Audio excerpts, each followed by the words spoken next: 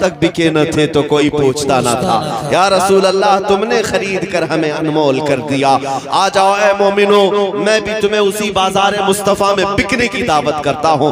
बेदाम ही बिक जाइए बाजार नबी में। इस शान के सौदे में खसारे नहीं होते, इस शान के सौदे में खसारे नहीं होते। सुन्नियों, तुम्हारे शहर कंबल में सुन्नियों का शहर आया है। तमाम हज़रात हाथ उठा के बोलेंगे नारे तकबीर। फल्यहज़रिल्लज़ीना युखालिफूना अन अम्रिही अन तुसीबहुम फितना औ युसीबहुम अज़ाबुन अलीम।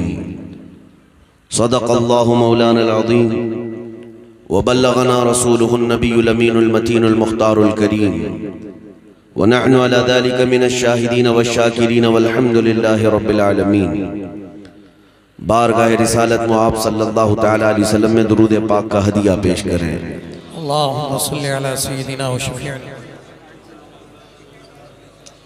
अल्लाहुम्मा सल्लि अला सय्यिदिना व मौलाना मुहम्मद मअदनिल जूदि वल करम व आलिहि व अस्हाबिहिल किराम व इब्निहिल करीम व बारिक व सल्लिम सलातन दाइमतन सरमदन अबदा। अज़ीज़ान गिरामी वक़ार, संभल की इस सरजमीन पर आज ये जो सरों का समंदर नजर आ रहा है, ये किसी दुनियादार या किसी नेता के लिए नहीं, मेरे मुस्तफ़ा के नाम पर आया हुआ है। बेशक, सुभान अल्लाह, सुभान अल्लाह। लोगों ने रैलियां देखी होंगी, 400-500 रुपए जमा करके जी जी नोट बांट कर वोट लेने वाली रैलियां तो देखी होंगी, लेकिन मैं उन्हें दावत नज़ारा पेश करता हूँ। ये गरीब मुसलमान जो सख्त ठंडियों की रात में भी अगर किसी के लिए जमा हो सकते हैं तो सिर्फ गुंबद खजरा के मकीन। बेशक, सुभान अल्लाह, हकीकत। अल्हम्दुलिल्लाह, ये जज्बा सदा अल्लाह ताला हम सबका सलामत रखे और आपको अल्लाह ताला इसी जज्बे पर कायम रखे। कुरान अजीम में अल्लाह ताला ने इरशाद फरमाया, लोगों को ये चाहिए कि वो मेरे नबी के हुक्म की मुखालिफत करने से बचें। फल्यहज़रिल्लज़ीना युखालिफूना अन अम्रिही, उन लोगों को चाहिए कि बच जाएं नबी पाक के हुक्म की मुखालिफत करने से, वरना क्या होगा? अल्लाह फरमाता है अन तुसीबहुम फितना औ युसीबहुम अज़ाबुन अलीम। अगर तुम उस रसूल के अम्र की, उनके हुक्म की मुखालिफत लगे रहोगे तो अनकरीब फितने में मुब्तला हो जाओगे या दर्दनाक अजाब में गिरफ्तार होगे। दो बातें आनी कंपलसरी हैं। अगर उनका तरीका छोड़ोगे, अगर उनके हुक्म की मुखालिफत करोगे, या तो फितनों में मुब्तला होगे या दर्दनाक अजाब में गिरफ्तार होगे। इसीलिए आज मैं बहुत सारी जगहों पर बड़े बड़े दानिश्वरों को या फिर एजुकेटेड लोगों को सेमिनार करते हुए देखता हूँ।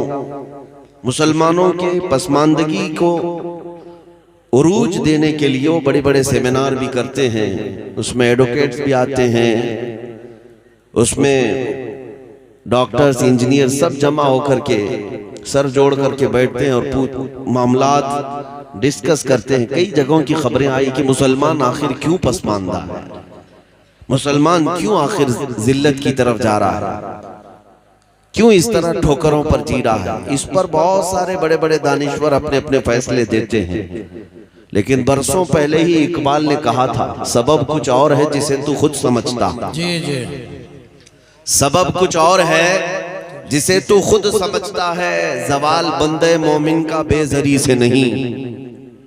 माल ना होने की वजह से हम बिछड़े हुए लोग नहीं हैं,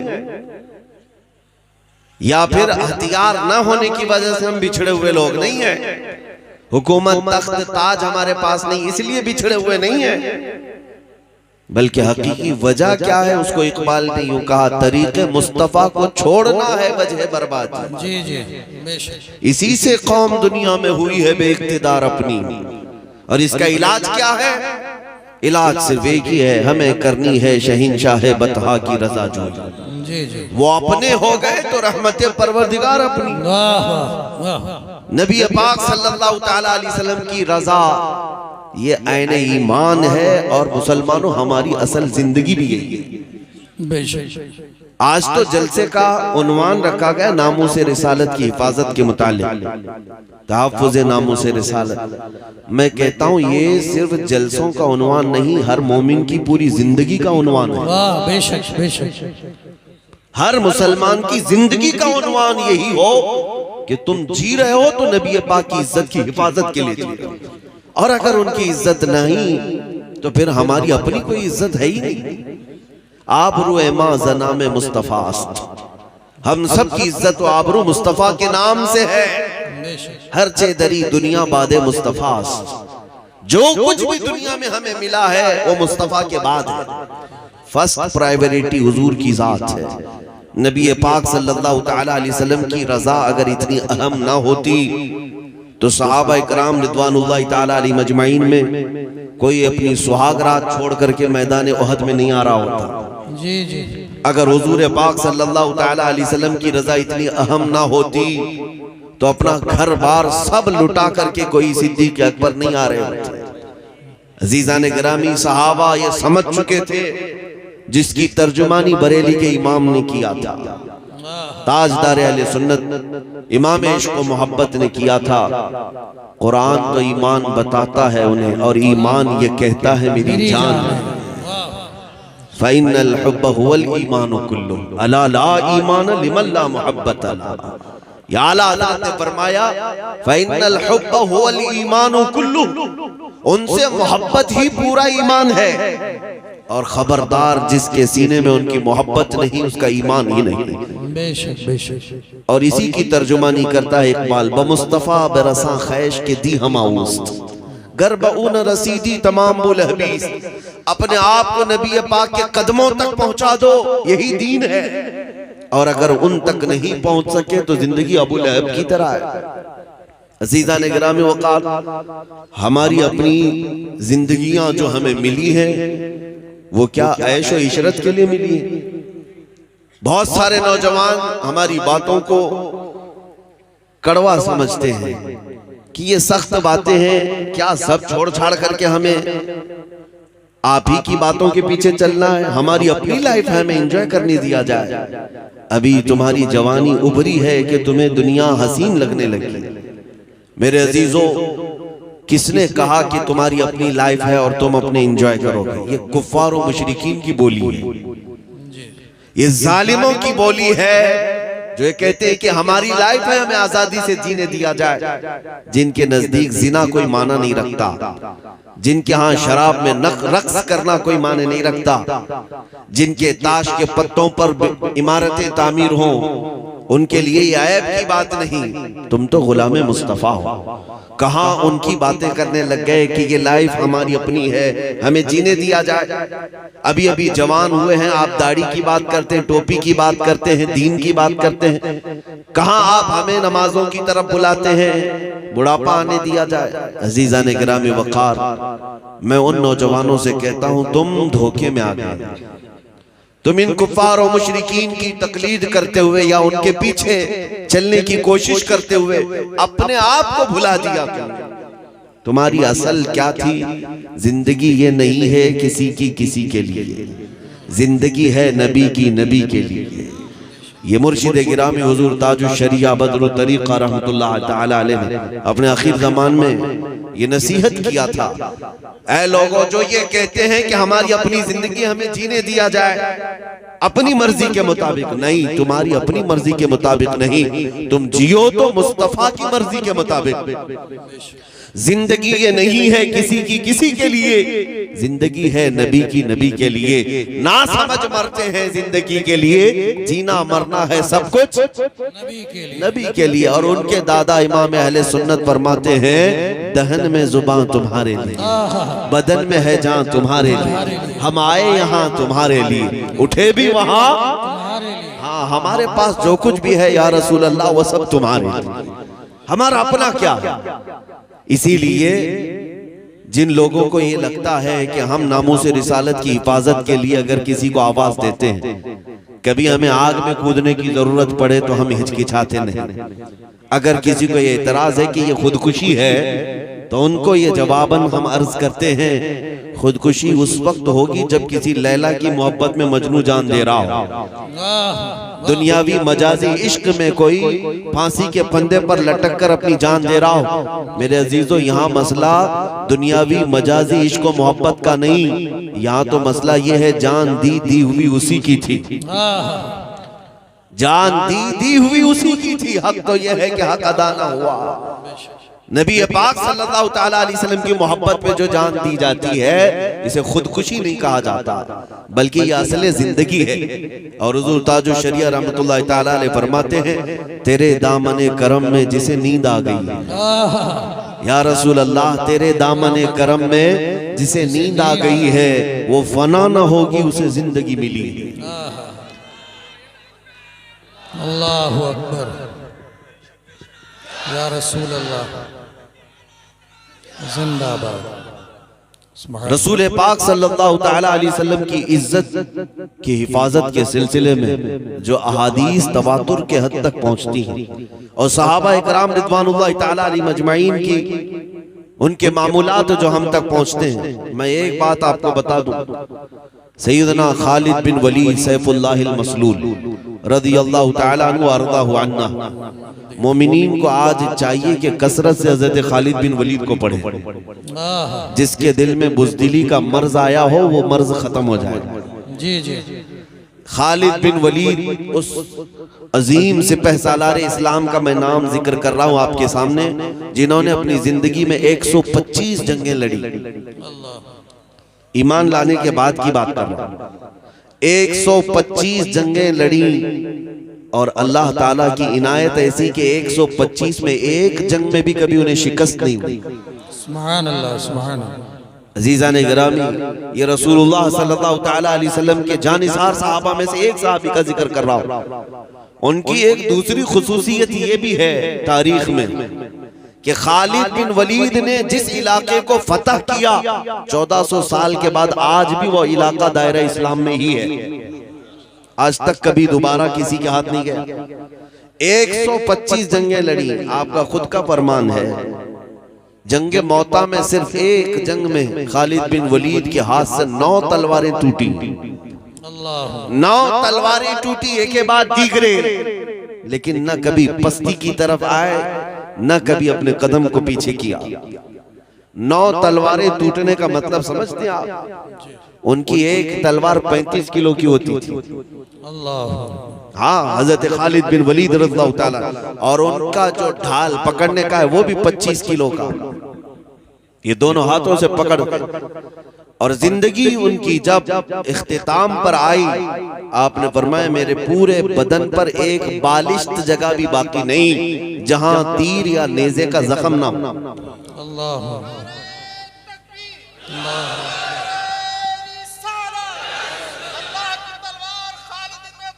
जिंदाबाद, जिंदाबाद,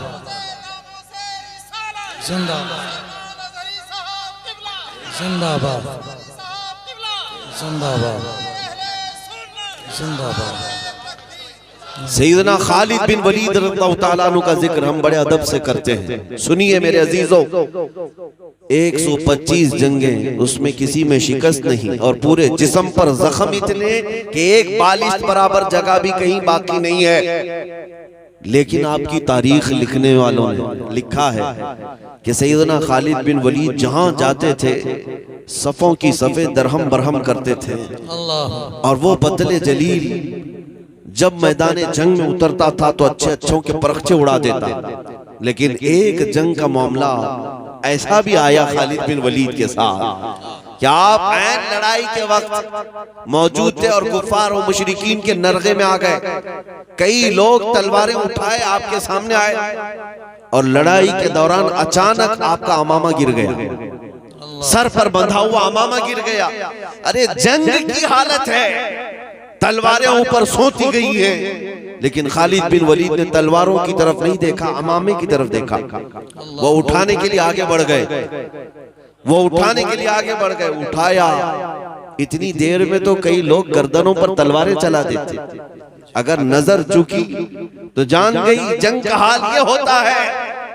4-5 बड़े पहलवान जो सर पर तलवार लेकर के खड़े हैं, ऐसे मौके पर खालिद बिन वलीद अमामे के पीछे लगे। ये जंग के उसूलों में से नहीं होता, एक फौजी के तौर तरीके नहीं होते, एक सिपाही के कारनामे ऐसे नहीं होते। वो सारे लोग सहम गए, जो करीब खड़े थे उन्होंने तलवारें नीचे कर ली और पूछा, क्या तुम ही वो खालिद बिन वलीद हो जिसका चर्चा हर जगह पर हमने सुना है? क्या तुम ही वो खालिद बिन वलीद बतले जलील हो, मुसलमानों के सिपह सालार हो? कहा हाँ, मैं खालिद बिन वलीद हूं। उन काफिरों ने कहा कि हमने ऐसी हरकत तुमसे आज देखी जो एक छोटा फौजी भी नहीं कर सकता। जंग की हालत में जब तुम्हारी गर्दन पर तलवार लटक रही हो, तुम्हें अपनी जान की हिफाजत करनी चाहिए, तुम अपनी पगड़ी की हिफाजत कर रहे हो, तुम अपने अमामे के देखने की तरफ मुतवज्जे हो। सैयदना खालिद बिन वलीद ने उस वक्त जो जवाब दिया वो हमारा उन्वान है। खालिद बिन वलीद फरमाते हैं, जालिमो तुम क्या समझते हो कि मैं जिस मैदान में फतह से हमकिनार होता हूँ, ये मेरे बाजुओं की ताकत है, ये मेरे तलवारों की झनकार है, ये मेरा शोला है? हरगिज़ नहीं, बल्कि मैंने उस अमामे की हिफाजत की कोशिश इसलिए की कि उस अमामे में मेरे रसूलुल्लाह के 3 मोए मुबारक रखे हुए हैं। सुभान अल्लाह, सुभान अल्लाह। हुजूर के मोए मुबारक रखे हैं, और मेरा ये विजदान कहता है कि जब तक मेरे सर पर वो अमामा होता है, अल्लाह मुझे हर जगह फतह कामरानी अता करता है। सुभान अल्लाह, सुभान अल्लाह। नारे तकबीर, नारे रिसालत, उलमाए अहले सुन्नत, हजरत मुफ्ती सलमान साहब किबला, नारे तकबीर। जालिमों और दुश्मनों का सामने होना अपनी जगह पर, लेकिन ऐसे हालात में भी मेरे नबी पाक के तबर्रुकात की हिफाजत अपनी जगह पर। यह है नामूस रिसालत की हिफाजत। ऐन जंग के वक्त भी सैयदना खालिद बिन वलीद मेरे मुस्तफा के चंद मुए मुबारका को जमीन पर गिरने नहीं देना चाहते। सुभान अल्लाह। तभी तो वो सहाबा इकराम के मुतालिक कुरान की आयतें आई, रज़ियल्लाहु अन्हुम, अल्लाह उनसे राजी हुआ।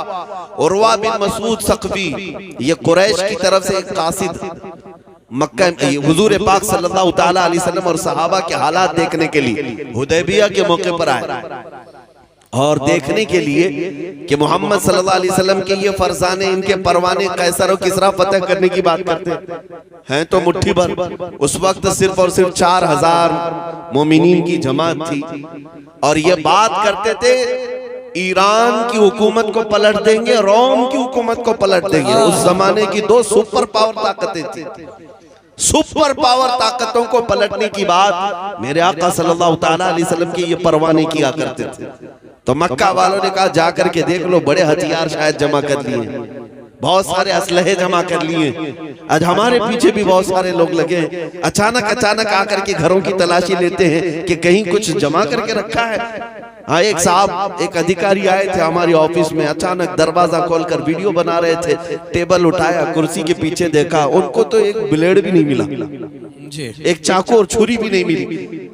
इन्हें ऐसा लगता है कि ये मोमिनीन सिर्फ तलवार और चाकू, कैंची और बंदूक से ही लड़ते हैं, उन्हें पता नहीं ईमान की दौलत क्या होती है। जिसके सीने में मोहब्बत मुस्तफा हो, वो दुनिया के हथियारों से बेनियाज चलता है।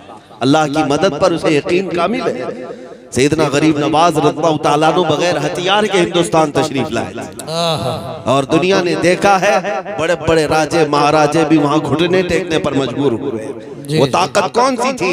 उस अताए रसूल के पास जो ताकत थी वो मोहब्बत रसूल की ताकत। बेशक बेशक। मेरे अजीजों, बात में अर्ज कर रहा था कि नबी करीम सल्लल्लाहु ताला अलैहि वसल्लम के इन फरजानों को चेक करने के लिए उर्वा बिन मसूद सक़फ़ी आया।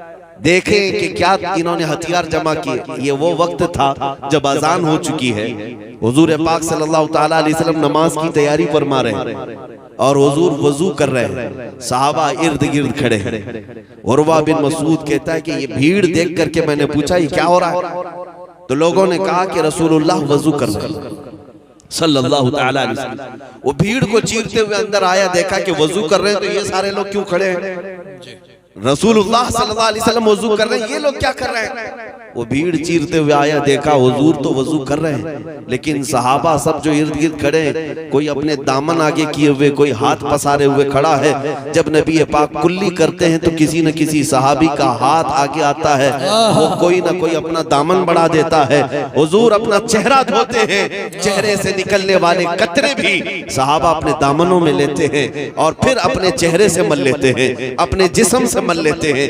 यहाँ तक कि नबी पाक सल्लल्लाहु ताला अलैहि वसल्लम का वजू मुकम्मल हुआ, ये सहाबा पानी का एक कतरा भी जमीन पर गिरने नहीं दे रहे थे। उरवा बिन मसूद ये देखा और वापस अपने आकाओं के पास जाकर के कहा कि उनसे लड़ने का इरादा छोड़ दो, उनसे लड़ने का इरादा छोड़ दो। लोगों ने पूछा क्या बड़ी ताकत है उनके पास? कहा नहीं, मैंने मोहम्मद सल्लल्लाहु अलैहि वसल्लम के पास हथियारों की ताकत तो नहीं देखी, लेकिन परवानों और फरजानों की एक ऐसी तादाद देखी जो कैसर और किसरा के पास भी नहीं है। मैंने किसरा का भी दरबार देखा, कैसर का भी दरबार देखा। जब बादशाह सामने होता है तो ताज़ीम तो बहुत सारे फौजी करते हैं, लेकिन मोहम्मद सल्लल्लाहु ताला अलैहि वसल्लम के फरजानों में मैंने देखा उनके वजू का कतरा वो जमीन पर गिरने नहीं देते, तो फिर उनके खून का कतरा जमीन पर गिरने कब देंगे? यही हालात थे। अल्लाहु अकबर, सुभान या रसूल अल्लाह, सुभान अल्लाहु अकबर या रसूल अल्लाह। अजीजा ने गिरामी वक़ार इसी को देख करके कहा था, किसी ने दीवान गाने इश्क़ मोहम्मद को देखकर घबरा गई है गर्दिशे दौरान कभी कभी। हुजूर पाक सल्लल्लाहु ताला अलैहि वसल्लम के उन जानिसार सहाबा ने जो जिंदगी गुजारने के उसूल हमें बताए, उससे बेहतरीन उसूल कहीं नहीं मिल सकेंगे। आज मुझे अफसोस इसी बात का है कि जिसके पास दुनिया का सबसे हसीन चेहरा है, मुझे बताओ ए मुसलमानों, क्या मेरे मुस्तफा करीम सल्लल्लाहु ताला अलैहि वसल्लम से हसीन कोई और है? आपने ना सुना होगा ना देखा होगा, और हमारा ईमान भी यही कहता है। जिस कौम के पास दुनिया का सबसे हसीन चेहरा, जिस कौम के पास सबसे बुलंद अखलाक वाला रसूल है, उस कौम को किसी और की इक्तिदा की क्या जरूरत पेश आ गई? किसी और को आइडियल बनाने और किसी और के फैन बनने की जरूरत क्या पेश आई? दुनिया को ये बता देते हैं मुसलमानों, हम इसके उसके मोहताज क्यों बने? हमारे पास ना अखलाक की कमी है, ना खूबसूरती की कमी है, ना हमारे पास इल्म की कमी है, ना हमारे पास रसूल पाक सल्लल्लाहु ताला अलैहि वसल्लम की मोहब्बत की कमी है। अजीजा ने गिरामी वक़ार, मैं आप सबसे गुजारिश यही करना चाहूंगा कि दुनिया जिस चीज से खौफज़दा है, वो कौन सी चीज है जानते हो? यही तुम्हारे जो नारे हैं, लब्बैक या रसूल अल्लाह। अभी आपने कमर उस्मानी साहब से जो सुना, जो जान मांगो तो जान दे दे, जो माल मांगो तो माल दे दे, ये तो सिर्फ तुमको जलसों में लगता है, लेकिन ये कई काफिरों की आंखों में चुभता है और दिल में गड़ता है। वो इसी ताकत और इसी जज्बे के दुश्मन है, बाकी तुम्हारे और किस चीज के दुश्मन है? मियाँ उसके अलावा हमारे पास है क्या? सब तो लूट मार करके खत्म किया जा रहा है। जो चीज तुम्हारे पास बाकी है वो नबी पाक के कदमों पर फिदा होने वाली जो ताकत है, इस ताकत को वो खत्म करने के लिए पूरी एड़ी चोटी का जोर लगा रहा है। अब उनके पास तरीका क्या बचा?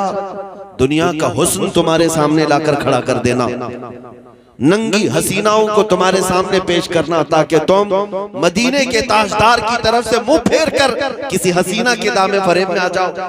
कभी तुम्हारे कदमों में सीमो सर के अंबार बिछा देना, दौलत तो माल की रेल पेल तुम्हारे सामने आ जाए, ताकि तुम इश्क़ मुस्तफा की दौलत को छोड़कर इस जरो सेम को देखने चले आओ। मेरे अजीजों, इन हालात में मुझे मुर्शिद गिरामी का वो शेर याद आता है, बुल हवस सुन सीमो जर की बंदगी अच्छी नहीं। बुल हवस सुन सीमो जर की बंदगी अच्छी नहीं, उनके दर की भीख अच्छी सरवरी अच्छी नहीं। उनके दर की भीख अच्छी सरवरी अच्छी नहीं। दुनिया अब तुम्हें जो आजमाती है वो हुस्न जमाल देकर या दौलत माल देकर, और जो मोमिन दौलत माल हुस्न जमाल के देखने के बाद भी बहकते नहीं, उनके दामे फरेब में फंसते नहीं, उनके लिए फिर ये तलवारें उठाते हैं, उनके लिए ये आतंकवादी मॉब लिंचिंग करते हैं, उनके लिए जेलों की सलाखें हैं। लेकिन मेरे अजीजों, ये सिर्फ और सिर्फ मोमिन का ही इतना मजबूत ईमान होता है, न वो जेल की सलाखों से कभी डरता है, न फांसी के फंदे से घबराता है। जी जी वाह। आज मेरे पास वक्त बहुत कम है, एक मैसेज देने आया हूं हिंदुस्तान के मुसलमानों। अभी आप तमामी हजरात के लिए घबराने की कोई जरूरत नहीं, डर और खौफ में जीने की कोई जरूरत नहीं। तुम्हारे माल मता दुकानें जायदाद लूटना है तो ये लूट चुके, अब तक लूट चुके, लेकिन जो चीज बाकी है तुम्हारे पास वो ऐसी चिंगारी है जो बड़े बड़े महलों को खाकिस्तर कर सकती है। बेशक वो कौन सी चिंगारी है? वो इश्क़ मुस्तफा की चिंगारी। ये चीज आज भी बाकी है। मैं खुद सफर पर हूँ, मुसलसल सफर पर हूँ। हिंदुस्तान के कोने कोने में भी मैंने देखा, छोटा बच्चा भी देखता है तो लब्बैक या रसूल अल्लाह। एक वो नौजवान जो दीन से दूर भी था लेकिन करीब आता है जलसे में, लब्बैक या रसूल अल्लाह कह रहा है। उस दिन के बाद फिर हमें ये एहसास हो गया कि ईमान की हरारत आज भी मौजूद है। तुम्हारा ये कुछ नहीं कर सकेंगे, ज्यादा से ज्यादा खौफ तारी करने की कोशिश की जाएगी। आज अभी जिक्र कर रहे थे धर्म संसद का।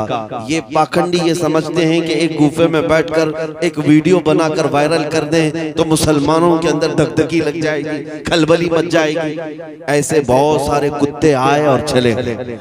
बेशक बेशक ईमान वाले कल भी सलामत थे, आज भी सलामत है, और इंशाअल्लाह सुबह क़यामत तक हिंदुस्तान की सरजमीन पर सजदे किए जाएंगे इंशाअल्लाह, अज़ानें गूंजेंगी इंशाअल्लाह।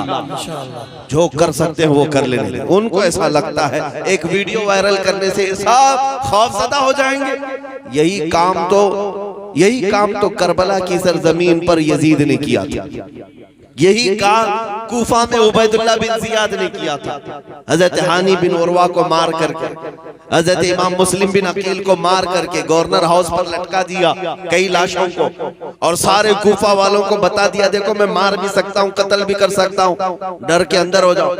तो क्या मुस्लिम बिन अकील के कत्ल के बाद, हानी बिन उरवा के कत्ल के बाद, इमाम हुसैन की शहादत के बाद इस्लाम ठंडा पड़ गया?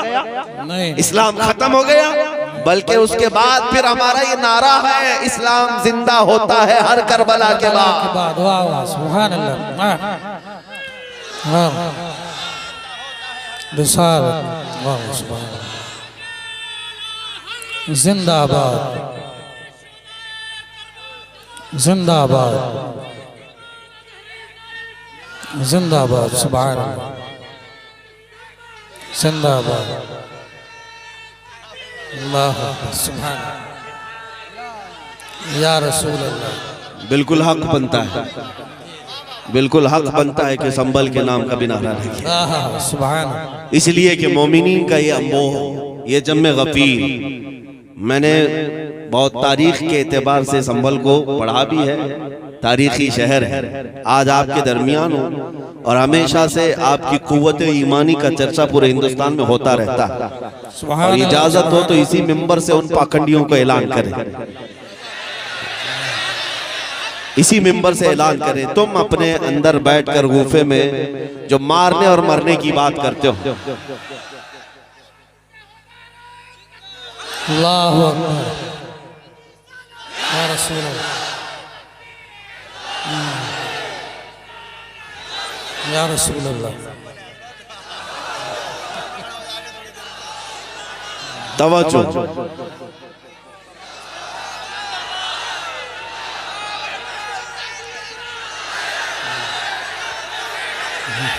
मेरे अजीजों तवज्जो। लब्बैक लब्बैक लब्बैक या रसूल अल्लाह, लब्बैक लब्बैक लब्बैक लब्बैक, आप तवज्जो चाहें, बैठ जाए, बैठ जाए। लब्बैक,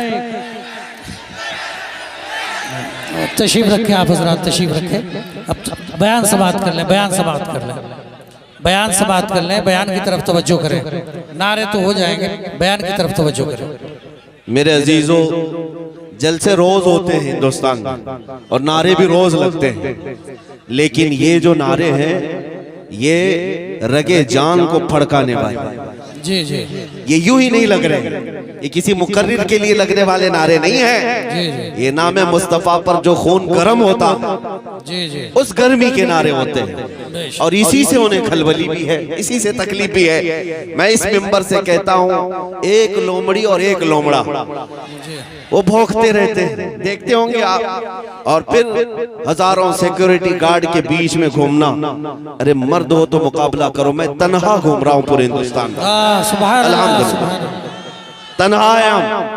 हमारे पीछे कोई सियासी ताकत नहीं है, हमारे पीछे कोई ऐसा सपोर्ट भी नहीं है। बाज लोग तलाश करने के लिए मेरे घर तक आए थे कि इनको कौन बैकिंग कर रहा है, कौन सी सियासी पार्टी इनके पीछे है। हमने कहा था तुम्हारी नाक रकड़ जाएगी और तुम पता नहीं कर पाओगे कि कौन बैकिंग कर रहा है, इसलिए कि ढूंढा ही करें सदर क़यामत के सिपाही, वो किसको मिले जो तेरे दामन में छुपा। हम मोमिनीन की बैकिंग और अगर सपोर्ट कहीं से होता है तो गुंबद खजरा से होता। नबी पाक सल्लल्लाहु तआला अलैहि वसल्लम की मोहब्बत लेकर हम पूरी दुनिया में तन्हा चलते हैं, अल्हम्दुलिल्लाह खौफ नहीं होता, इसलिए कि जालिमों डराओ उसे जिसे जीने का शौक हो। मौत से डराना, जेल से डराना, फांसी से डराना, उसे डराओ जिसे जीने का शौक है। हम तो रोज रात ये सोच करके सोते हैं कि कब मलकुल मौत आए, रूह कब्ज करे और हमारे नबी से हमारी मुलाकात कराए। सुभान अल्लाह, सुभान। नारे तकबीर, नारे रिसालत, इज्तिमाए पैगाम हक, उलमाए अहले सुन्नत, मुफ्ती मोहम्मद सलमान साहब क़िबला अज़हरी, नारे तकबीर, सुभान अल्लाह। शबे गोर भी उसी गुल से मुलाकात की रात। अजीज़ान गिरामी वक़ार, मैं बात ये कह रहा था, आप अपना जोश थोड़ी देर के लिए खामोश रखें, थोड़ी देर के लिए। मैं बात ये कह रहा था कि इनकी इतनी ताकतों के मातहत होने के बाद लोमड़ी और लोमड़ा चंद कमरों के अंदर बैठ करके वीडियो बनाकर वायरल करके मुसलमानों के दिलों को छलनी करने की कोशिश है। और हैपोक्रेसी, जो डेमोक्रेसी खत्म होकर हैपोक्रेसी जो आई, ये सारे मनाजिर के बाद मैं उनसे कहता हूँ, मैंने एक क्लिप सुनी, कोई वो लोमड़ी कहती है एक, और एक लोमड़ा कहता है कि हम 20 लाख लोगों को मारेंगे, इतने मुसलमानों का कत्ल करेंगे तो फिर हमारे यहाँ पर हिंदू राष्ट्र कायम हो जाएगा। जालिमों, तुम्हारे अंदर इतनी हिम्मत ही नहीं है, मारने मरने की बात पाखंडियों से हो ही नहीं सकती, कभी हो ही नहीं सकती। एक बात मैं कहूंगा, अगर मारने और मरने का शौक ही है तो चलो मैं भी चलता हूं, तुम भी चलो, बॉर्डर पर खड़े हो जाते। अब बॉर्डर पर खड़े होंगे, अपने देश की रक्षा करते हैं, अपने देश की हिफाजत के लिए चलो बॉर्डर पर चलते हैं, फिर देखा जाएगा कि कितनी गोलियां तुम खाते हो, कितनी हम खाते हैं। और मैं अकेले की बात नहीं कर रहा हूँ, इंशाअल्लाह अजीज, जिस दिन मेरे मुल्क के अजीज की हिफाजत की बात आए, ये उलमा भी हाजिर होंगे, ये मजमा भी हाजिर इंशाअल्लाह। इसलिए कि इस मुल्क को हमने खूने जिगर से सींचा, यहाँ हमारी तारीख मौजूद है। अजीज़ान गिरामी वक़ार, इन आतंकियों के गले में अगर हुकूमत ने पट्टा नहीं डाला तो ये कुत्ते इन हुकूमतों को ही नोच खाएंगे। वो दिन भी आएगा जब यही कुत्ते इनके लिए भारी पड़ जाएंगे, यही भारी पड़ जाएंगे। अंदाजा कर ले मेरे अजीजों, कारून शायद ये समझता है कि पैसे की रेल पेल से मैं 100 साल जी लूंगा। ये शद्दाद, ये हमान, ये फिरौन ये समझता है कि मैं अपनी ताकत के बलबूते पूरे लोगों की गर्दनों पर हुकूमत कायम कर लूंगा। वो तो बड़ी ताकतें थी, तुम्हारी हैसियत मच्छर के बराबर भी नहीं। और अगर हुकूमतें खुलेआम ये सारी बातें कर रही हैं, मेरे अजीजों, एक तारीख यहाँ वैसी भी आई थी 100 साल पहले, 100-150 साल पहले, 1857 की तारीख, जिसको अंग्रेज आज भी गदर कहता है, अंग्रेज आज भी गदर कहता है। 1857 की तारीख में अंग्रेजों को भी यही नशा चढ़ा था, यही नशा चढ़ा था कि हम जो चाहे कर लेंगे, कत्लेआम करेंगे, मार डालेंगे। उस वक्त किफायत अली काफी रहमतुल्लाह ताला अलैह को फांसी पर चढ़ाया था, फांसी पर चढ़ा करके जश्न मनाए थे 8 दिन तक। क्यों किफायत अली काफी को चढ़ाया था जानते? एक आलिम रब्बानी को इसलिए चढ़ाया था कि वो बोलते थे तो हजारों का मजमा जमा होता, लोग उनके पीछे दीवाना वार घूमते, तो ऐसे उलमा तो उनको खलते हैं। फांसी पर चढ़ा करके 8 दिन तक जश्न मनाया था। लेकिन खुदाई कानून उन्हें मालूम नहीं। तुम एक किफायत अली काफी को जो ये कहता था कोई गुल बाकी रहेगा न चमन रह जाएगा, पर रसूलुल्लाह का दीन हसन रह जाएगा, फांसी पर चढ़ा करके तुमने ये सोचा कि एक आशिक रसूल की जुबान बंद कर दिया, उसे गर्दन से अलग करके जिस्म को अलग कर दिया। अब उम्मत ठंडी हो जाएगी, ये जमात सो जाएगी।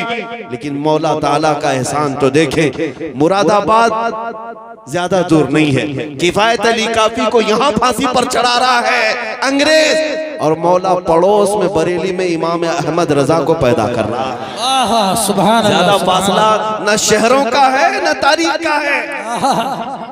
एक आशिक रसूल अगर तुम्हारे हाथों फांसी पर चढ़ा है तो अल्लाह ताला ने दूसरा ऐसा आशिक पैदा किया जिसने करोड़ों दिलों में ये इश्क भर दिया, करूं तेरे नाम पे जां फिदा, न बस एक जां दो जहां फिदा, दो जहां से भी नहीं जी भरा, करूं क्या करोड़ों जहां नहीं।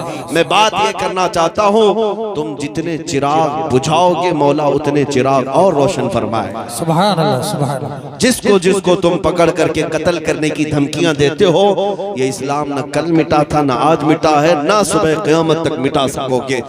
अल्लाह ने कुरान पाक में फरमाया है, युरीदूना लियुत्फिउ नूरल्लाहि बिअफ़वाहिहिम वल्लाहु युरीदु अन युतिम्मा नूरहु वलौ करिहल काफिरून।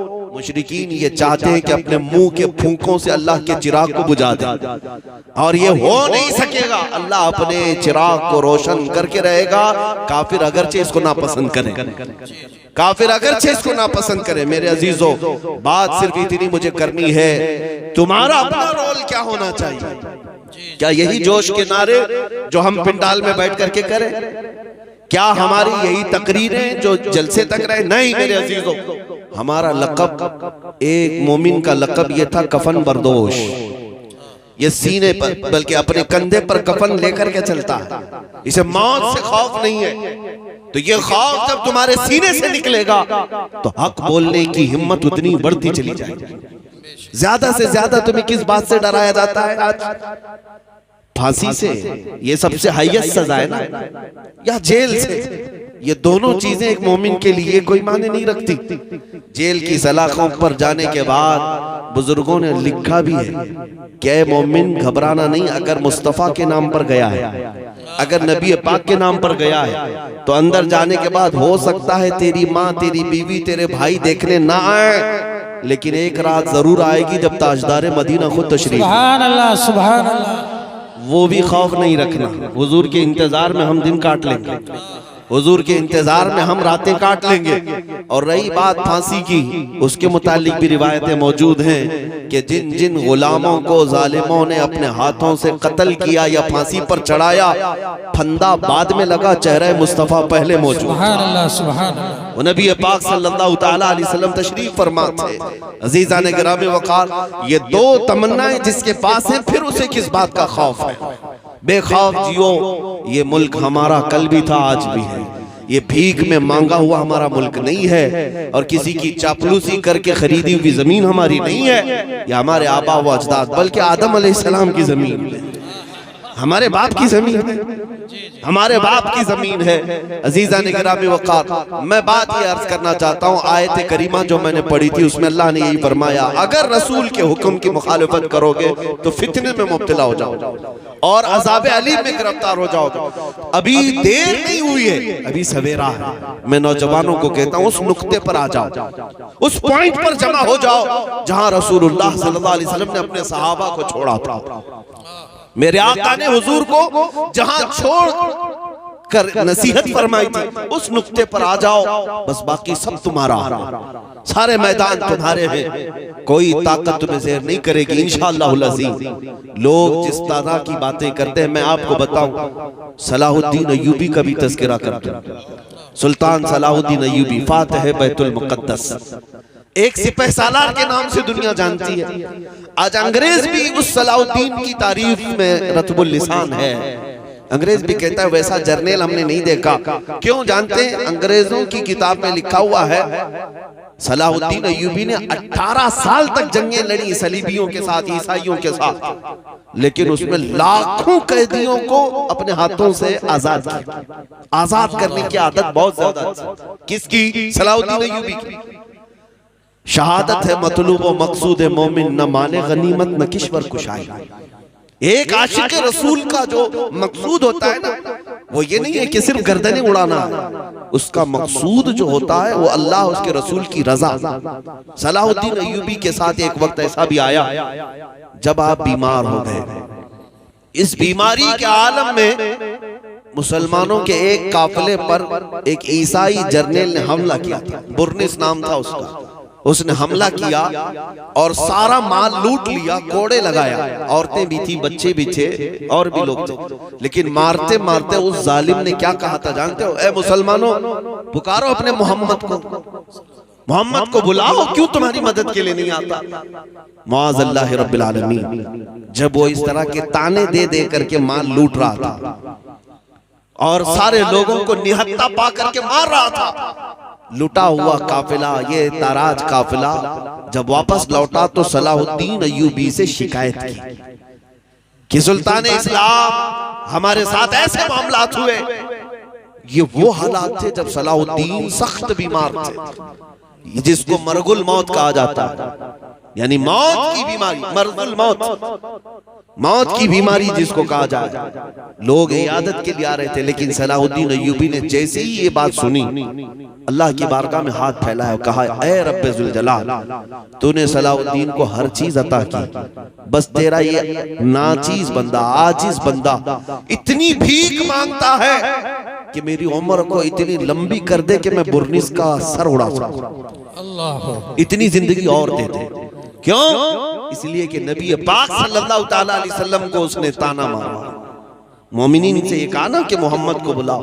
सलाहुद्दीन अय्यूबी बीमारी के आलम में दुआ करते रहे। 2.5 साल का अरसा गुजरा। 2.5 साल के बाद आप शिफायाब हुए, सेहतमंद हुए और उसके बाद खड़े हुए और तलवार लेकर के निकले। मोमिनीन की फौज को जगह जगह रवाना किया, मार के हुए। एक दिन वो आ भी गया जब ये बुरनिस हत्ते चढ़ गया मुसलमानों की, गिरफ्तार हो गया। और मुसलमान जब फातिह की हैसियत से बैतुल मुकद्दस में आए और उस बुरनिस को पकड़ करके लाए। सलाहुद्दीन अय्यूबी की आदत तो थी कि गिरफ्तार कैदियों को रोज आजाद करता था, रोज आजाद करते थे। उस दिन भी जितने कैदी आए थे उनमें से अक्सर को आजाद किया। जब बुरनिस का नंबर आया, उसने कहा, ऐ सलाहुद्दीन, तुम्हारी आदत तो हमें पता है कि तुम गिरफ्तार कैदियों को माफी के बाद आजाद कर देते हो, मैं भी माफी मांगता हूं, मुझे अपने वतन जाने दे दो। सलाहुद्दीन अय्यूबी ने एक तारीखी जुमला कहा, ऐ बुरनिस, अगर तुझे मैं माफ कर दिया तो अल्लाह का अजाब मुझे गिरफ्तार कर, मैं अल्लाह के अजाब में गिरफ्तार हो जाऊंगा। तेरी जुबान से मैंने वो नाजेबा कलमा सुना है जिसको एक मोमिन सुन करके जिंदा रहना बेकार समझता। सलाहुद्दीन अय्यूबी ने तलवार लहराई और उसकी गर्दन पर रख करके कहा, आज से 2.5 साल पहले तूने मुसलमानों से कहा था कि बुलाओ मोहम्मद कहाँ है। देख, उस मोहम्मद ने सलाहुद्दीन को भेजा है तेरा सर कलम करने। सुभान अल्लाह, सुभान अल्लाह, नारे तकबीर, सल्लल्लाहु ताला अलैहि वसल्लम, उसका सर कलम किया, सुभान अल्लाह, उसका सर कलम किया। लेकिन जो बात मुझे अर्ज करनी है वो ये है मेरे अजीजों, ये जो 2.5 साल का अरसा गुजरा ना, जो बीमारी के आलम में थे सलाहुद्दीन अय्यूबी, ये 2.5 साल के बारे में उनके शागिर्द और उनके फौजी रिवायत करते हैं, एक दिन भी हमने सलाहुद्दीन को पैर फैलाकर सोते हुए नहीं देखा। अल्लाह, 2.5 साल तक पैर फैला करके नहीं सोया। बीमार भी थे, लोग कहते कि लंबा सो जाएं, वो कहते जलाल में आकर कि तुम मुझे सीधा सोने की बात करते हो, जबकि मेरे ऊपर अभी फर्ज बाकी है, मेरे नबी पाक को गाली दी। उस फर्ज की जब तक सुबुकदोशी ना हो मैं अपने पैर लंबे नहीं करूंगा। ये थे हमारे सलातीन इस्लाम। इनको अल्लाह ताला ने जो फतूहात अता की है वो वफाए मुस्तफा पे अता की है। नबी पाक सल्लल्लाहु ताला अलैहि वसल्लम की वफादारी में मिली है सारी चीज। अजीजान गिरामी वक़ार, आज मैं आपसे भी यही कहता हूँ, ताकत और कुव्वत जमा करने की कोशिश में अपने वक्त को सर्फ ना करो, बल्कि जवानों से मैं सिर्फ इतनी बात कहूंगा, किसी दिन खड़े हो जाना, किसी दिन खड़े हो जाना, आंख बंद करके अपने नबी पाक को हाजिर और नाजिर समझना और कहना या रसूल अल्लाह दुनिया में बहुत थक चुका, रंगीनियां रानाइयां देख करके मैं गुमराह तो बहुत हुआ, लेकिन अब जो चलूंगा तो सिर्फ आपके कदमों के पीछे चलूंगा। सुभान अल्लाह, फिर देखना कि रसूलुल्लाह सल्लल्लाहु ताला अलैहि वसल्लम की इनायतें आएंगी कि नहीं आएंगी। इसलिए कि वो रसूल निहायत ही गैरतमंद रसूल है, गैरतमंद रसूल है। उन जवानों से मैं कहता हूं जो किसी लैला की मोहब्बत में मजनू हो गए, पागल नजर आते हैं, चेहरा लटका हुआ है, महबूबा छोड़कर भाग गई तो ये खुदकुशी करने पर आ गया और शेर व शायरी में जिंदगी गुजारने लग गया। एक साहब आए थे मेरे पास, वो दर्द की दास्तान सुना रहे थे। 4 साल का हमारा रिश्ता था, छोड़कर भाग गई और आप चेहरा लटकाए इधर उधर घूम रहे, शेर व शायरी कर रहे हैं। मैंने यही कहा था ना था, जब दिल देना ही था तो ऐसे को क्यों दिया जो रोज अपना दिल बदल। ये दुनिया है जिसको आला हज़रत ने कहा था शहद दिखाए जहर पिलाए, कातिल डाइन शोहर कुश, ये अपने शोहर को मारने वाली दुनिया है। तुमको दिल देना ही था तो ऐसी लैला को क्यों दिया जिसका तुम्हारे ताल्लुक से कोई ऐसा ख्याल नहीं है। मेरे अजीजों, एक दिल अल्लाह ने दिया, काश अगर दरे मुस्तफा पर रखा होता, ताजदारे मदीना के हाथों में दिया होता। मेरे मुस्तफा की गैरत इतनी है कि तुम्हारी आखिरी सांस तक वो कभी तुम्हारा हाथ नहीं छोड़ते। दुनिया तो दुनिया है, कब्र में भी जाओगे, मुनकर नकीर बाद में आएंगे, तुम्हारे मुस्तफा पहले। कब्र तो कब्र है, हश्र के दिन भी यही हाल होगा जब कोई तुम्हें पूछ नहीं रहा होगा, माँ बच्चे से भाग रही होगी, लेकिन वो मुस्तफा है। फरमाते हैं कयामत के दिन तुम देखोगे मेरे कंधे पर चादर पड़ी होगी और चादर खसक खसक कर गिर रही होगी। एक हाथ से मैं अपनी चादर संभाल रहा हूँगा और दूसरे हाथ से अपने उम्मती को पकड़ रहा हूँ। जन्नत में जाने तक की जमानत है मेरे मुस्तफा की। वहां दिल दिया होता तो चेहरा लटकाए हुए नहीं घूम रहा होता और दुनियावी मजाजी इश्क में शेर व शायरी नहीं कर रहा होता। अगर उस दरबार में दिल दिया होता तो फिर फख्र से ये कहता, जान है इश्क मुस्तफा रोज फजू करे खुदा, जिसको हो दर्द का मजा नाजे दवा उठाए क्यों। आओ आशिकों को सुनो, बरेली का आशिक कहता है फिर के गली गली तबाह, ठोकरें सबकी खाई क्यों, दिल को जो अक्ल दे खुदा तेरी गली से जाए क्यों। अजीजा ने गिरामी वकार या रसूल अल्लाह, लब्बैक या रसूल, लब्बैक या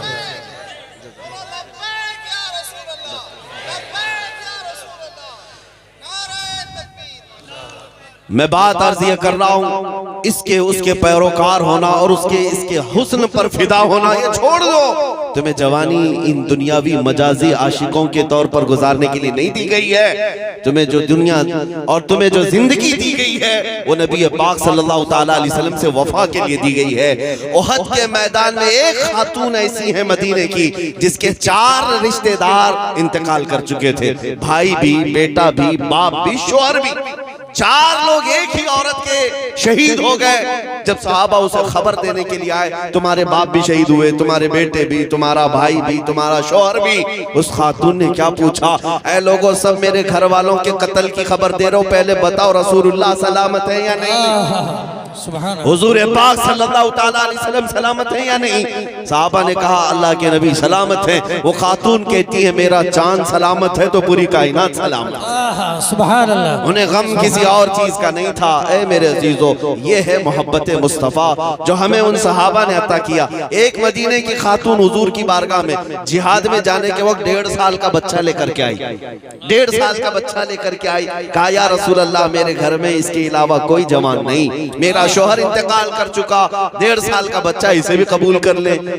साहबा ने पूछा इसका क्या करेंगे। वो खातून कहती है मुझे पता है ये चल भी नहीं सकता, तलवार और तीर तो नहीं चला सकता, लेकिन या रसूल अल्लाह आप अपने मुजाहिद सहाबा के हाथों में दे दें, जब दुश्मनों की तरफ से तीर चले तो मेरा बच्चा ढाल के काम आ सकता है।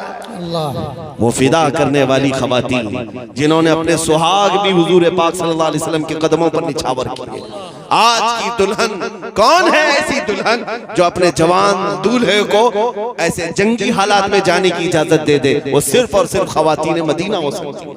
नबी पाक सल्लल्लाहु ताला अलैहि वसल्लम की मियाँ ये मोहब्बत की बात जो हम करते हैं ना, ये आसान चीज नहीं है। ये शहादत का है, उल्फत का है, कदम रखना लोग आसान समझते हैं। मुसलमान होना, बातें कर लेना, यहाँ बैठ करके ये सारी चीजें कर लेना आसान है, लेकिन मेरे मुस्तफा की मोहब्बत तुमसे इम्तिहान मांगती है, इम्तिहान मांगती है। और तुम हर मुसीबत को गले लगाने के लिए तैयार हो जाओ, फिर देखना सितारों से आगे जहां और भी है। ये जो तुमको दिख रहा है ना, मैं जाऊंगा तो मेरी माँ का क्या होगा, मेरी बीवी का क्या होगा, छोटे बच्चे हैं मेरे उनका क्या होगा, इस तरह के हालात और वसवसे शैतान तुम्हारे जहन में लाता है। मेरे अजीजों, इस वक्त सिर्फ इतना सोचना, क्या मदीने के उन सहाबा के बीवी बच्चे नहीं थे? क्या उनके माँ बाप नहीं थे? उनके घर बार, उनके जायदाद प्रॉपर्टी नहीं थी? सब था उनके पास, फिर भी वो हुजूर पाक सल्लल्लाहु ताला अलैहि वसल्लम की वफा में ऐसे शरीक होते। एक अब्दुल्ला अस्वद की बात करूं मैं, एक अब्दुल्ला हुजूर की बारगाह में आए, कहा मुझे कोई बेटी नहीं देता, मैं काला हूं, जवान हो गया। हुजूर ने खत लिख करके भेजा, जा अम्र बिन वहब एक सहाबी हैं, अंसार हैं, उनकी बेटी है, निहायत खूबसूरत बेटी। हुजूर ने कहा जा उसके यहाँ पैगाम निकाह ले जा। अब्दुल्ला अस्वद गए, हुजूर का पैगाम दिया। ये वो साहब हैं जिनकी बेटी पूरे मदीने में सबसे हसीन है, और अब्दुल्ला ये सबसे काले हैं। एक काले जवान को हुजूर ने भेजा है सबसे हसीन लड़की के बाप। और जब वो गए अम्र बिन वहब के पास, सुनाया तो बाप और माँ दोनों थे लड़की के।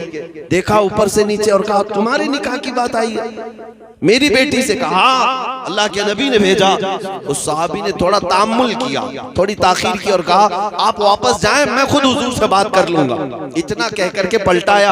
अब्दुल्ला ने कहा ये तो रोज की बात है, रिजेक्ट तो हर जगह से होते थे, नई बात नहीं। आए हुजूर के पास, लेकिन ए मुसलमानों, मदीने का माहौल क्या था? वो नौजवान दुशीजा जो मदीने की सबसे हसीना थी, अंदर घर से बाहर आई। बाप से पूछा कौन आया था? कहा फला फला आया था। क्या लेकर आया? पैगाम निकाह लेकर आया। कौन भेजा? रसूलुल्लाह ने। आपने क्या कहा?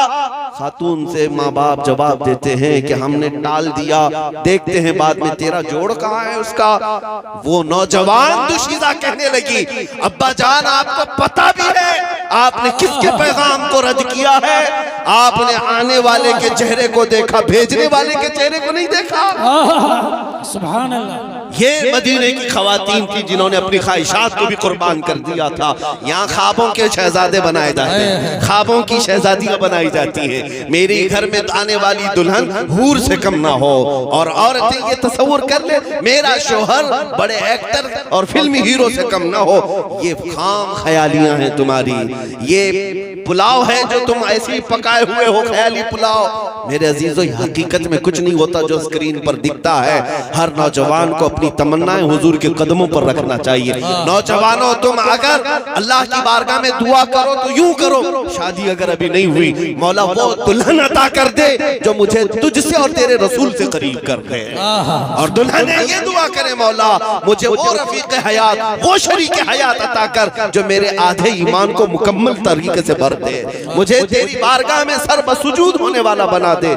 ये होती है तमन्नाएं। जब बेटी ने ये कहा तो बाप दौड़े दौड़े हुजूर के पास आए। जब अब्दुल्ला अस्वद हुजूर के पास वो किस्सा सुना रहे थे कि मैं रिजेक्ट होके आया हूँ, वो साहबी भी पीछे पीछे आ गए। कहा या रसूल अल्लाह माफ कर दे, ताखीर हो गई। मैंने सोचा था कि बेटी से पूछ लो, लेकिन मेरी बेटी कमाल का ईमान रखती है, कमाल का ईमान रखती है। मैंने सिर्फ बेटी की खातिर इनको पलटाया था। हुजूर ने माफ कर दिया और उनका निकाह तय हुआ मस्जिद नबवी में। तवज्जो चाहता हूँ, तवज्जो। ये अब्दुल्ला अस्वद गरीब भी है, काले भी है, पैसा भी नहीं शादी करने का, खुद रसूलुल्लाह ने पैसे दिए, सुभान अल्लाह, माल दिया के जा शादी का सामान खरीद ला, जो जहेज लगता है, जो घर बसाने के लिए सामान की जरूरत है, ले आओ।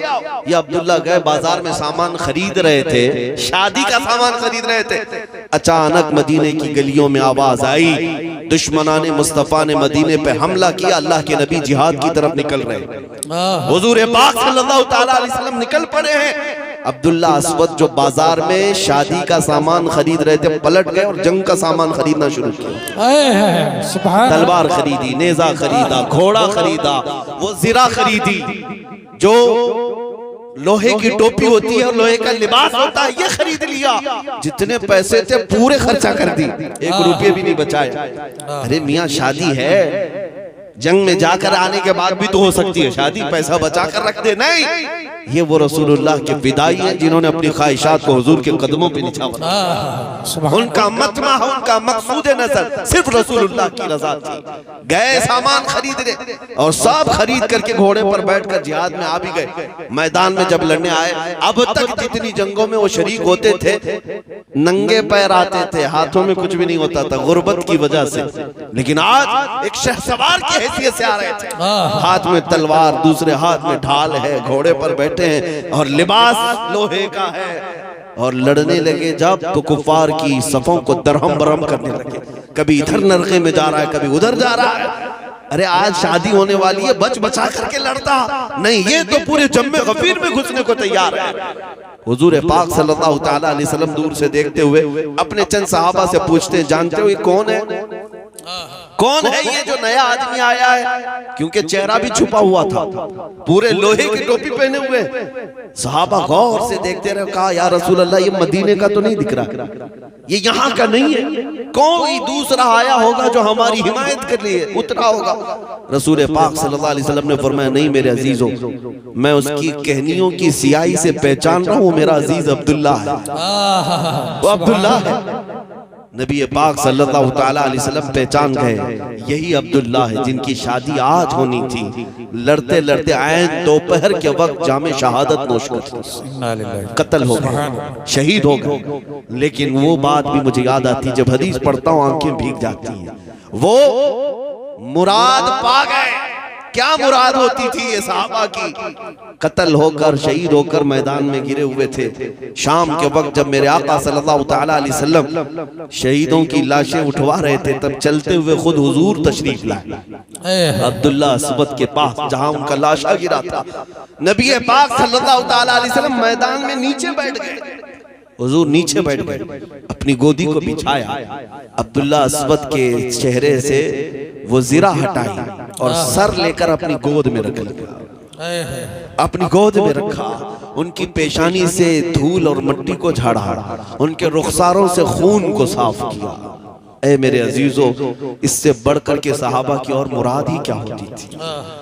इससे बढ़कर के और मुराद ही क्या होती थी? नबी पाक सल्लल्लाहु तआला अलैहि वसल्लम का दस्ते शफ़क़त आखिरी सफर में उनकी पेशानी पर है। और उसके बाद मेरे आका ने आयत की तिलावत की, मिनल मुमिनीन रिजालुन सदक़ू मा आहदुल्लाह अलैह। ये वो लोग हैं जिनके मुतालिक आयत उतरी है। मोमिनीन में से कुछ वो लोग होते हैं जिन्होंने अल्लाह से किया हुआ वादा पूरा किया। ये जान लेकर के आए थे वफा के लिए और उसी वफादारी में जान दे गए। अजीज़ान गिरामी वक़ार, मैं ये बातें इसलिए अर्ज कर रहा था कि ख्वाहिशें तो ये चाहती हैं कि हमारी शादी में कोई डिस्टर्बेंस ना हो। ख्वाहिशें तो यही चाहती हैं कि शादी के मौके पर कोई दूसरा प्रोग्राम भी ना हो। लेकिन वो सहाबा ने ये साबित कर दिखाया, हर चे तेरी दुनिया बादे मुस्तफा, जो कुछ दुनिया में है रिश्ता नाता वो सब मुस्तफा के बाद है।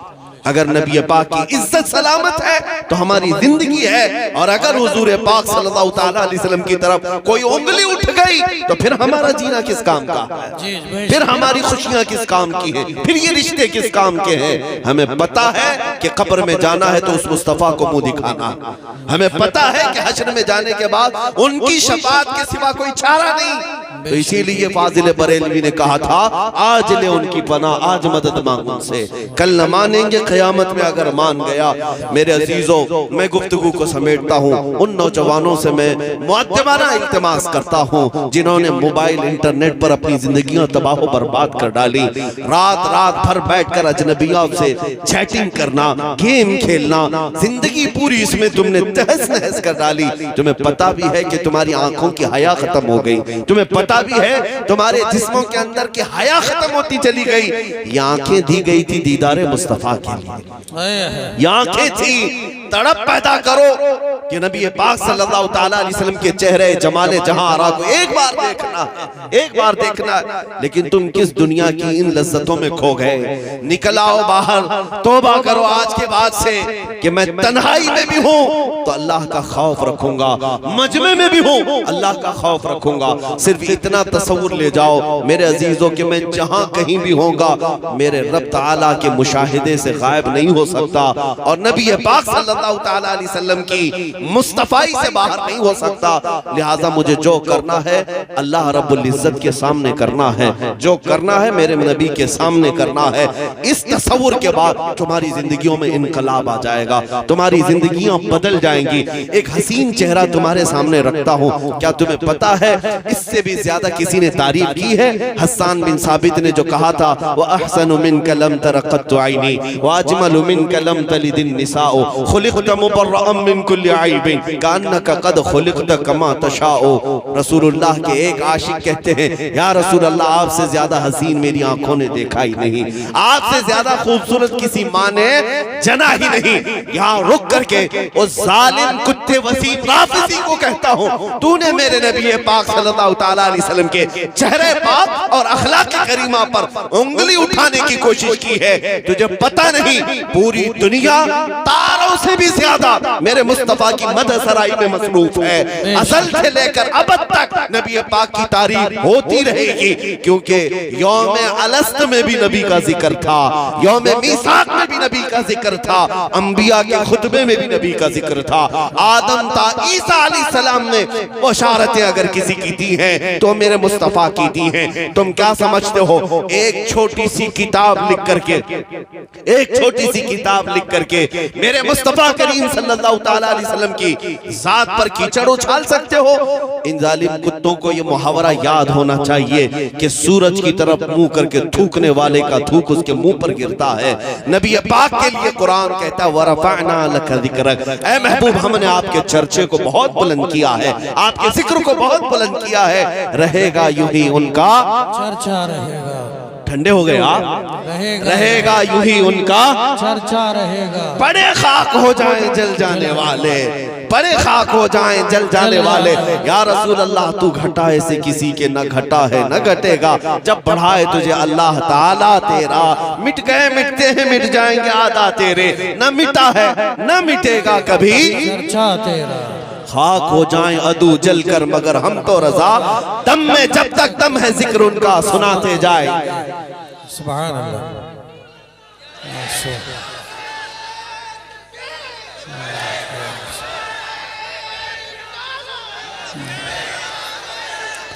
सुभान अल्लाह, सुभान अल्लाह।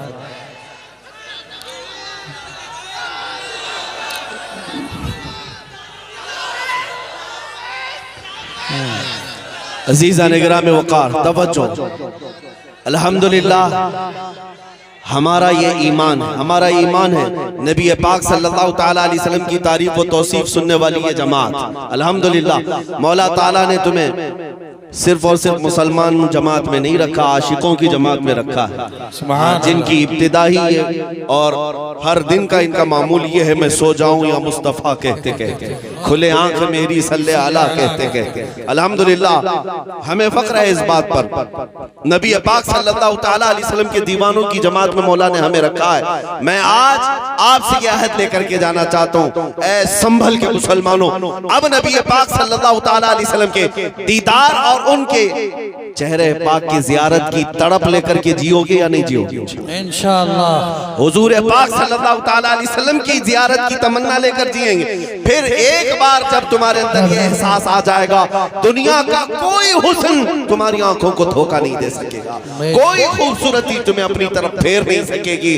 खालिद बिन वलीद के साथ एक बार मामला हुआ था, एक ईसाई किले पर आपने मुहासरा किया था, ईसाई अंदर मौजूद थे, खालिद बिन वलीद के साथ जवान लश्करी थे, सहाबा थे। ईसाइयों ने एक हरबा अपनाया, अंदर बैठ करके क्या मंसूबा बनाया, कहा कि खालिद से लड़ करके कभी जीत नहीं सकेंगे, तलवार से जीत नहीं सकेंगे, लिहाजा एक प्लान बनाते हैं। 3 दिन के बाद इनको कहते हैं बाजार से अपने लश्करियों को लेकर के किले तक आ जाओ, और अगर सही सलामत पहुंच गए तो हम चाबियां खुद ब खुद दे देंगे। और प्लान क्या था? बाजार में नंगी लड़कियां खड़ा करना, माल और दौलत पूरे बाजार में बिछाना, क्योंकि खालिद बिन वलीद के साथ जो लश्करी थे वो जवानों के लश्कर का लश्कर था, और जवान के अंदर नफ्स भड़कता रहता है। दो ही चीजों का तो इशाक होता है, माल और दौलत और खूबसूरती। खालिद बिन वलीद के जो नौजवान सिपाही थे उनके इम्तिहान का वक्त था। 3 दिन के बाद जिस बाजार से उन्हें गुजरना था, पूरे बाजार में औरतों को बरहना लिबास में खड़ा किया था हसीनाओं को, ईसाइयों ने, और माल बिछाया था। खालिद बिन वलीद ने जैसे ही देखा अपने नौजवानों को रोक लिया, कहा रुक जाओ। एक नसीहत की थी, कहा ए रसूलुल्लाह के चाहने वालों, आज तुम्हारे इम्तिहान का वक्त है, आज तुम्हारे इम्तिहान का वक्त है। अगर तुम इस इम्तिहान में कामयाब हो गए, अल्लाह की रहमत सुबह क़यामत तक तुम पर फूल बरसाएगी, और अगर डगमगा गए तो लानत की फटकार होगी। साहबा ने पूछा, उसमें नौजवान थे, ताबईन भी थे, खालिद बिन वलीद से पूछा हमें क्या करना है? कहा बस नबी पाक की सुन्नत को नहीं छोड़ना। हुजूर पाक की सुन्नत ये थी, जब बाजार में चलते थे तो निगाहें नीची करके चलते, इसके अलावा कुछ नहीं करना है। खालिद बिन वलीद ने इतना कहा और अपने नौजवानों को लेकर बाजार से गुजरने लगे। ईसाई जो पूरे किले के अंदर जश्न मना रहे थे कि खालिद बिन वलीद के फौजी औरतों में मुलविस हो गए होंगे, पैसे लूट रहे होंगे, और हम किले में फिर से फतह का जश्न मनाएंगे, लेकिन देखा उनके सिपाही ऐसे गुजरते आए, ऐसे गुजरते आए, तारीख में फरमाया गया कि अगर उन सहाबा के सरों पर अंडा भी रख दिया जाए तो नहीं गिरता। इस अंदाज से चल रहे थे। फौजियों की चाल है, ना वो इधर देखते ना उधर देखते, वो हसीनाएं अपनी तरफ बुलाती रह गई, लेकिन एक जवान ने भी मुड़ करके नहीं देखा, दुनिया की तरफ देखा ही नहीं। सही सलामत पूरी फौज किले तक पहुंच गई। खालिद बिन वलीद ने उस ईसाई पादरी से कहा लाओ चाबियां, जो मुआहिदा था हमारा वो चाबियां लेकर के आया, और एक जुमला पूछा, खालिद ये जो तुमने फौज जमा की है ये इंसानों की है, फरिश्तों की है?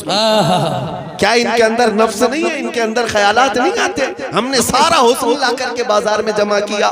खालिद बिन वलीद ने चाबियां हाथ में लेकर मुस्कुराते हुए कहा, नादान तुझे खबर नहीं जिन आंखों में जमाले मुस्तफा बसा हो, पहले से जमाले मुस्तफा बसा हो, उन आंखों को खरीदने की कोशिश करता है। जब तक बिके न थे तो कोई पूछता न था। या रसूल अल्लाह तुमने खरीद कर हमें अनमोल कर दिया, आ जाओ।